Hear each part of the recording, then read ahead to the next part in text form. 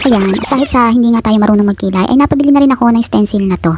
Dahil sabi nila talagang the best daw ito dun sa mga hindi marunong magkilay. Kaya ayan, sinubukan ko. Kasi guys, ako, pag nagkikilay, hindi ko malaman kung bakit gano'n. Laging hindi pantay. Tingnan nyo naman, pati nga yung hugis ng kilay ko, hindi ko nga mapantay, kaya ganyan. Kaya napag-isipan ko nga, talagang kailangan ko na to. Kaya lamang ay parang hindi pa rin pantay. Kasi madagdagan nga rin kabila. Kaiba. Uy, parang kumapal. Kasi rin kabila naman ang aking dadagdagan at nang mapantay ay kainaman. Pambihira.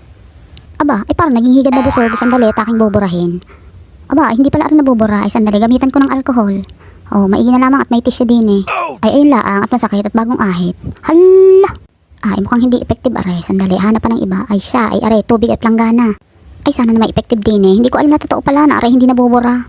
Oh, ay siya. Ayan, ating sabon-sabonin. Ay siya, ay kuskusang kinakinaman. Hala, hala. O ano, masakit? Kilay pa more. Lunod ka no, hindi ka sa baha malulunod. Ay diyan talaga. Hay, maigi na lamang talaga at napaka-absorbent pa rin tissue na are. Ay siya guys, ay tissue na lang muna ang inyong bilhin. Hanggat are hindi ko pa kayang gamitin, aring product na are.